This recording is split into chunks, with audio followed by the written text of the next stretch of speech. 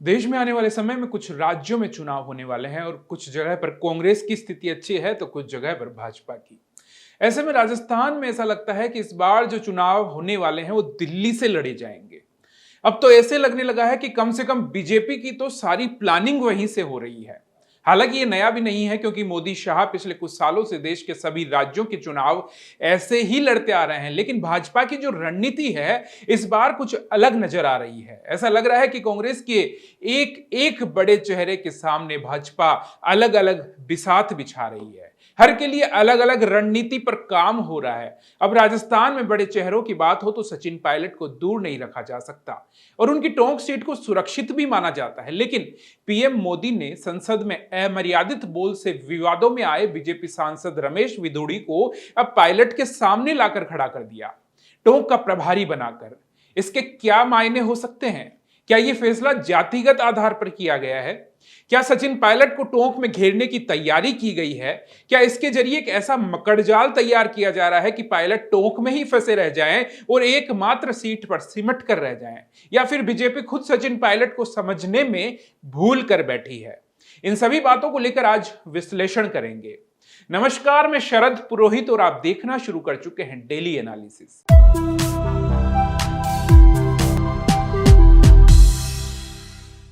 चुनावों में जाति, धर्म, क्षेत्र सब कुछ मायने रखता है और ये बात पॉलिटिकल पार्टियां अच्छे से समझती है।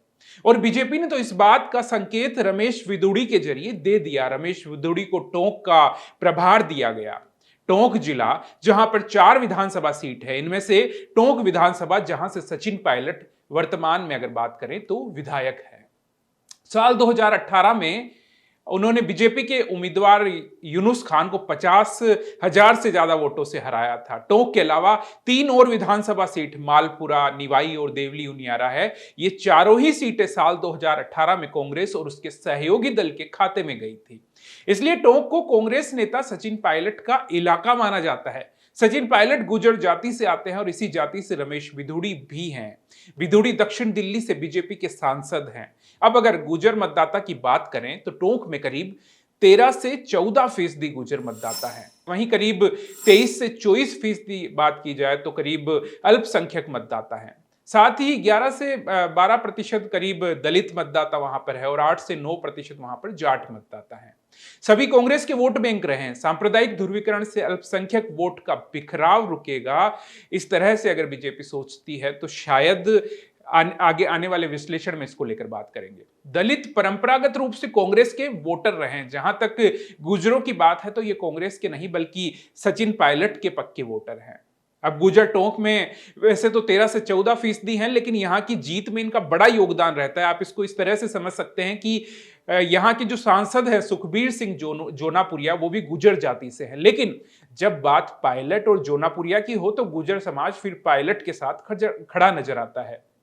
जहां तक जाट वोट बैंक की बात है, सचिन पायलट के साथ सबसे ज्यादा जाट विधायक और जाट राजनीतिक राजघरानों का समर्थन रहा है। ऐसे में क्या बीजेपी का पैतरा विधुड़ी के रूप में टोंक में कमल खिला पाएगा, या फिर ऐसे कहूं कि विधुड़ी के जो धार्मिक ध्रुवीकरण से बीजेपी पायलट के मजबूत जो जातीय समीकरण है उसको तोड़ पाएगी? इसे लेकर 2 इंपॉर्टेंट बातें हैं। पहले की 2013 के चुनाव में टोंक सीट पर कांग्रेस को सिर्फ 15% वोट मिले थे। उसके बाद सचिन पायलट राजस्थान में कांग्रेस के अध्यक्ष बने और 2018 में वो उसी टोंक सीट से चुनाव लड़े, जहां कांग्रेस को 2013 में टोंक जिले की 4 सीटों में सबसे कम वोट मिले थे। दूसरी बात, पायलट जब पीसीसी चीफ नहीं थे उससे पहले सबसे कम वोट टोंक की उसी सीट पर मिले थे जहां वो एमएलए बने, उन 4 सीटों में से। लेकिन 2013 के राजस्थान विधानसभा चुनाव में बीजेपी ने ये 4 सीटें जीती थी। उस चुनाव में कांग्रेस की हालत इतनी खराब थी कि इन 4 में से सिर्फ एक सीट पर उसे 35% से ज्यादा वोट मिले थे, सिर्फ एक ही सीट पर। 2018 के चुनाव में टोंक जिले के मतदाता ने सचिन और कांग्रेस दोनों को काफी समर्थन दिया। यहां केवल वो सारी सीटें जीते ही नहीं थे बल्कि एक बड़ा अंतर भी इसके बीच में रहा था। जिस टोंक सीट पर 2013 में कांग्रेस को 15% वोट मिले थे, वहां 2018 में आप देखिए कि कांग्रेस को 64% वोट मिले, यानी पिछले चुनाव की तुलना में 4 गुना ज्यादा वोट। और ये वोट का अंतर सबसे बड़ा कारण कहा जा सकता है कि इसके पीछे का सचिन पायलट ही थे, क्योंकि जब तक सचिन पायलट पीसीसी चीफ नहीं थे, जब तक उनका टोंक की तरफ इस तरह का रुझान नहीं था, वहां कांग्रेस की स्थिति अच्छी नहीं थी। ये राजस्थान में तो कम से कम किसी से छुपा हुआ नहीं है। अब टोंक की स्थिति को कुछ इस तरह से समझ सकते हैं कि सचिन पायलट के पीसीसी चीफ बनने से पहले का समय और पीसीसी चीफ बनने के बाद का समय। साल 2018 से अब तक टोंक में 6 चुनाव हुए, 6, जिसमें विधानसभा भी शामिल है और लोकसभा भी शामिल है। 3 चुनाव तो ऐसे थे जो कि सचिन पायलट के प्रदेश अध्यक्ष बनने से पहले हुए थे। साल 2008 का और 2013 का एक तो विधानसभा चुनाव, यानी कि 2 तो विधानसभा चुनाव, और एक साल 2009 का लोकसभा चुनाव, यानी 2 विधानसभा चुनाव और एक लोकसभा चुनाव, जो कि सचिन पायलट के प्रदेश कांग्रेस अध्यक्ष बनने से पहले हुए थे। इन तीनों चुनावों में कांग्रेस को टोंक में राजस्थान की अन्य सीटों के मुकाबले कम वोट मिले थे, क्योंकि वहां पर कोई ज्यादा अच्छी स्थिति कांग्रेस की नहीं थी टोंक में, जो साफ करता है कि कांग्रेस की पकड़ टोंक में कुछ ज्यादा अच्छी नहीं थी। लेकिन जैसे ही सचिन पायलट पीसीसी चीफ बने, प्रदेश कांग्रेस अध्यक्ष बने, उसके बाद 3 चुनाव हुए। कौन कौन से? एक तो साल 2014 और 2019 का लोकसभा चुनाव, और उसके अलावा साल 2019 का विधानसभा चुनाव, 2 लोकसभा चुनाव और एक विधानसभा चुनाव। और सचिन पायलट जैसे ही पीसीसी चीफ बने, अध्यक्ष बने, इन तीनों चुनावों में टोंक जिले में कांग्रेस की स्थिति अच्छी हुई, कांग्रेस ने बढ़त बनाई, और 2018 में तो कांग्रेस को टोंक में बीजेपी से ज्यादा वोट मिले। यह साफ करता है कि पायलट का असर टोंक की सभी सीटों पर देखा गया और टोंक में कांग्रेस ने अपनी जगह बनाना धीरे धीरे शुरू कर दिया।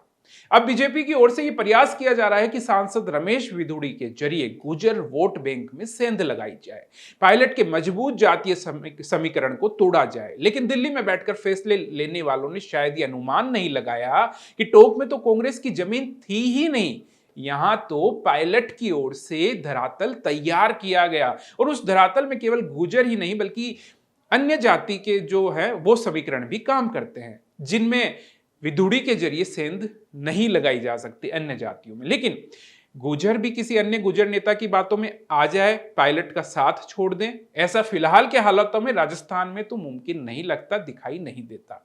तो क्या वास्तव में मोदी जी ने यह भूल कर दी? क्या वो भूल कर बैठे, या फिर फीडबैक ही यहां से सही ढंग से नहीं पहुंच पाया? दूसरा, बीजेपी की रणनीति यह भी थी कि पायलट के लिए टोंक की सीट उनकी साख का सवाल है, वो जानते थे बीजेपी वाले। यहां जीतने के लिए सचिन पायलट किसी भी हद तक जा सकते हैं, तो क्या बीजेपी उन्हें यहां के जातिगत समीकरण में फंसाना चाहती थी, जिससे कि वह राजस्थान की अन्य सीटों पर ध्यान नहीं दे पाए, सिर्फ टोंक की सीट में उलझ कर रह जाए, यहां के मकड़जाल में, जैसे मैंने बताया पहले, कि उसमें फंस कर रह जाए? पायलट कांग्रेस में एक बड़े चेहरे के तौर पर है, आप सबको पता है, डिप्टी सीएम रहे, पीसीसी चीफ रहे।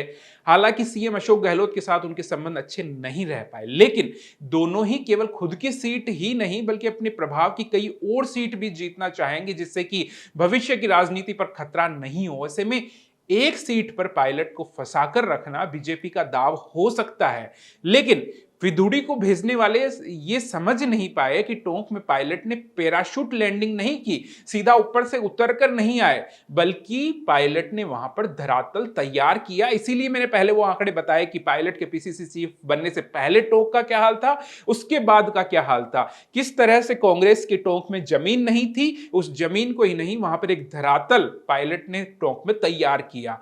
पैराशूट की डोर काटना तो आसान है, अगर कोई पैराशूट लैंडिंग होती तो आसान था कि उसकी डोर को काटा जा सकता था, लेकिन धरातल को खिसकाना उतना ही मुश्किल है। तो बीजेपी शायद ये नहीं समझ पाई और उन्होंने इस तरह का फैसला किया, लेकिन ये सिर्फ एक मेरा विश्लेषण है। आपको क्या लगता है, दिल्ली में लिया गया ये फैसला क्या पायलट पर भारी रहेगा या फिर बीजेपी को ही मुंह की खानी पड़ेगी? आपका जवाब देना काफी आसान है, बस नीचे कमेंट करना है आपको। और आज की इस रिपोर्ट में बस इतना ही। कल मिलते हैं फिर नए पॉलिटिकल विश्लेषण के साथ। मैं शरद पुरोहित और आप देख रहे थे डेली एनालिसिस। नमस्कार।